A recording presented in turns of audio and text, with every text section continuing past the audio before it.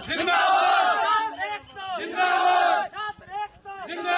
मोहम्मद अली जौहर university Mohammad Ali जौहर university छात्र एकता हमारी university को बचाओ हमारी यूनिवर्सिटी को बचाओ छात्र एकता मोहम्मद अली जौहर यूनिवर्सिटी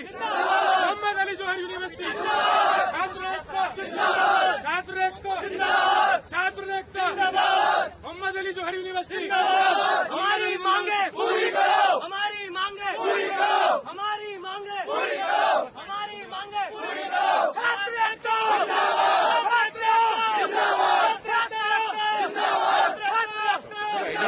हमारी मांगे पूरी करो हमारी मांगे पूरी करो We want justice We want justice We want justice We want justice Save Jauhar university. हम इस वक्त जौहर यूनिवर्सिटी के गेट के बाहर हैं और जौहर यूनिवर्सिटी के गेट के बाहर जौहर यूनिवर्सिटी के जो छात्र हैं वो अब धरने पे बैठ गए हैं।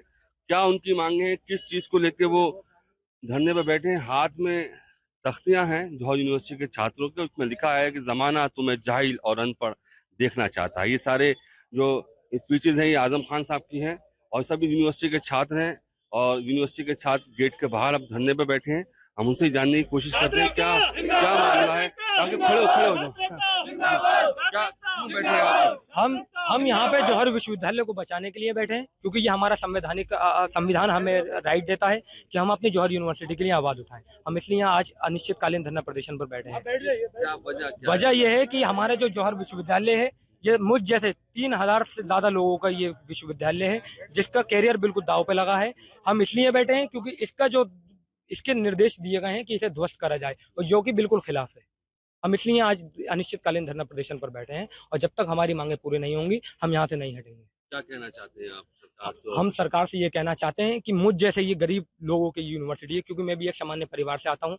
मेरे माँ बाप के पास इतने पैसे नहीं थे जो कि मुझे अच्छी यूनिवर्सिटी में पढ़ाते। ये मोहम्मद आजम खान साहब ने मुझे एक आलीशान सी यूनिवर्सिटी दी, मेरे चांसलर ने, जिसकी वो आज सदा जेलों में काट रहे हैं और हम यहाँ पर धरनों पर बैठे हैं क्योंकि जौहर विश्वविद्यालय के साथ नाइंसाफी हो जा रही है। हमारी मांग ये है कि ध्वस्तीकरण का निर्देश बिल्कुल निरस्त किया जाए और ये जो तत्काल में निरस्त किया जाए। और ये काउंसिल के लोग बैठे हैं ये शायद हमें भड़का रहे हैं, मतलब गुमराह कर रहे हैं, लोगों को गलत राय दे रहे हैं। एक तो इनके पास सीटें नहीं होती, ये कहाँ से पढ़ाएंगे? बंदर का पानी तो ये लोगों को वहां पे छात्रों को पिलवाते हैं। इनकी न्यूज़पेपर की मेरे पास कटिंग है।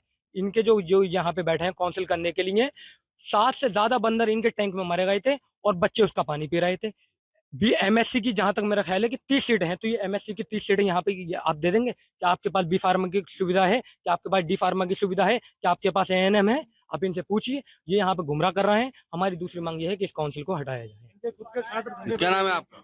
मेरा नाम अक्सीर अहमद है। अक्सीर भाई, क्या करना है यूनिवर्सिटी से? मैं सर एलएलएम कर रहा हूँ यहाँ से। क्या मांग है छात्रों की जो धरने सर पे बैठे हैं? मैं पहले फर्स्ट ऑफ ऑल ये बता दूं कि मैंने ग्रेजुएशन जो कंप्लीट किया है वो अलीगढ़ मुस्लिम यूनिवर्सिटी से कंप्लीट किया है ग्रेजुएशन, जहाँ पर मुझे वहाँ पे वो सेंट्रल गवर्नमेंट यूनिवर्सिटी है, तो वहाँ जो है मुझे फ्री ऑफ कॉस्ट पीएचक्यू वहाँ जो है sir free of cost admission दिया जाता है। फीस कोई चार्ज नहीं है वहाँ पे स्टूडेंट के लिए। जब मेरा ग्रेजुएशन जब 2025 में कंप्लीट हुआ तो मैंने वहाँ पे मेरा मास्टर में हो गया था। फिर जब मैंने जौहर यूनिवर्सिटी के बारे में जब पता किया तो मुझे पता चला फीस कंसेशन यहाँ पर भी है। जब मैं यहाँ पर आया, जब मैंने फीस कंसेशन का देखा, तो जब मेरी बात हुई एडमिशन सेल में तो इन्होंने कहा कि बेटा तुम्हारा पीएच कैटेगरी कितनी है? मैंने कहा सर मेरा 80% है। तो उन्होंने कहा बेटा 80% हम 80% जो है फीस कंसेशन कर देंगे। यानी मेरा जो एलएलएम जो अगर मैं किसी प्राइवेट या कहीं दूसरी यूनिवर्सिटी से भी करता तो मेरा कम से कम 1.5-2 लाख रुपए में मेरा एलएलएम कंप्लीट होता सर।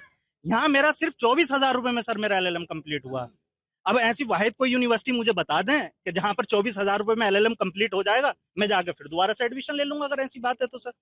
तो अब छात्र जो है ये तख्तियां लेके आए हैं तानाशाही फरमान के विरुद्ध अनिश्चितकाल धरना प्रदर्शन। जी सर। क्या कब तक चलेगा धरना? सर ये अनिश्चित काल तक, जब तक हमारी डिमांड पूरी, जब तक हमारी मांगे पूरी नहीं होगी, जब तक हमारी डिमांड जो स्टूडेंट के भविष्य को लेकर नहीं फुलफिल की जाएंगी, तब तक ये हमारा धरना चलता रहेगा सर। तो साकिब लिखा है कि हमारे भविष्य के साथ ना खेले। हाँ बिल्कुल ना खेले। अब ये खेली तो रहे। आज हम यहाँ सड़कों पे खड़े हुए हैं। ये जौहर विश्वविद्यालय से अगर कोई बच्चा पढ़ के निकलेगा तो कोई डॉक्टर होगा, कोई साइंटिस्ट होगा। असल में इस सरकार की मानसिकता ये है कि बेटी बचाओ बेटी पढ़ाओ को तो नारा देते हैं, पर ये यहाँ पे बेटी पढ़ने ही तो आ रही है, तो बेटी पढ़ेगी कहाँ से जब आप यूनिवर्सिटी को ध्वस्त कर देंगे। इस बात का सवाल मैं सरकार से पूछना चाहता हूँ। और डीएम साहब ने तो अपनी कलम से चला दिया कि 15 दिन के लिए ध्वस्तीकरण कर देंगे। तो डीएम साहब को जिस टाइम डीएम साहब पेन चला रहे थे, तो मेरी डीएम साहब से ये गुजारिश है कि क्या कहते हैं, इस यूनिवर्सिटी को आके देखें। इसके रास्ते और भी तो हैं, ध्वस्तीकरण कराने के बजाय और भी तो रास्ते हैं। दूसरा रास्ता निकाला जाए और ध्वस्तीकरण के निर्देश को बिल्कुल निरस्त किया जाए। आपकी नजर में दूसरा रास्ता क्या है?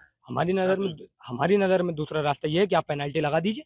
पेनल्टी लगाने के बाद आरडीए से जो नक्शा पास होता है वो करवा दीजिए।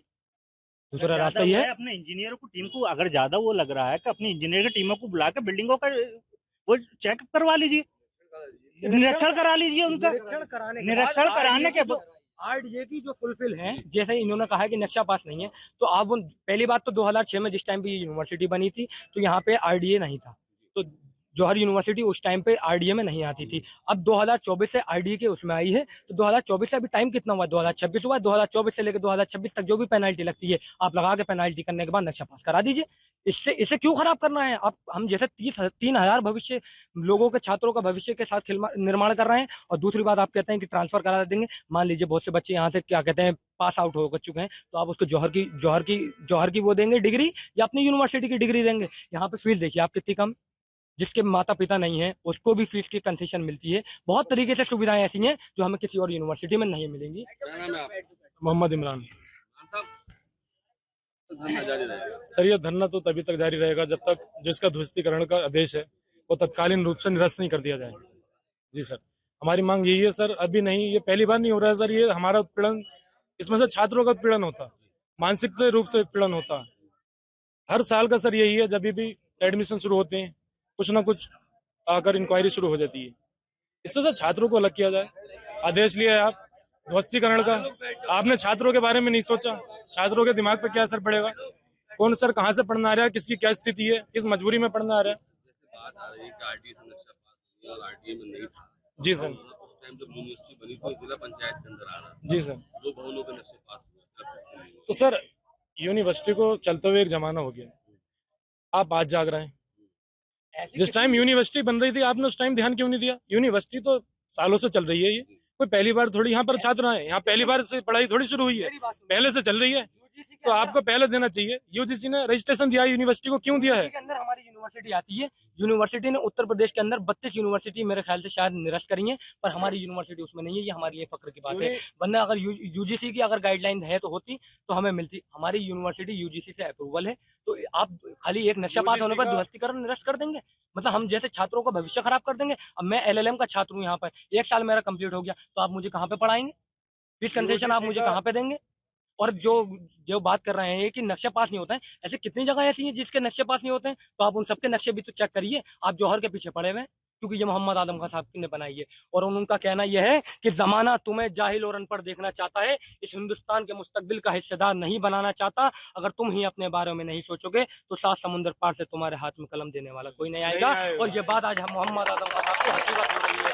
ये बात मोहम्मद आदम खान साहब की हकीकत हो रही है। धरना निश्चितकालीन रहेगा जब तक हमारी मांगे पूरी नहीं होंगी, ध्वस्तीकरण के निर्देश निरस्त नहीं किए जाएंगे, हम यहाँ से नहीं हटेंगे, उठने वाले नहीं है। और बिल्कुल, और ये तो अभी ली अंगड़ाई है, आगे और लड़ाई है। तो हमारे साथ ये जौहर यूनिवर्सिटी के छात्र थे जिनसे हमने बात की। जौहर यूनिवर्सिटी छात्रों का कहना है कि धरना अनिश्चितकालीन धरना जारी रहेगा जब तक हमारी मांगे पूरी नहीं होंगी। रामपुर से आमिर खान, आज तक। जैसे कि मैं सो रहा हूँ तो पिताजी को जगाना है मुझे, तो वो डायरेक्ट उठाने के बजाय, और हिंसा की परंपरा मेरे यहाँ नहीं थी सौभाग्य से, तो वो क्या करते थे कि उस कमरे में आ जाएंगे या बाहर से गुजरेंगे और चौपाई बोलेंगे, प्रात काल उठ गए रघुनाथा मात पिता गुरु नावई माता। कभी कभी मैं गुस्से में उठ करके, अरे पापा, चरण स्पर्श किया और सो गया। मैंने कहा अब मत उठाना।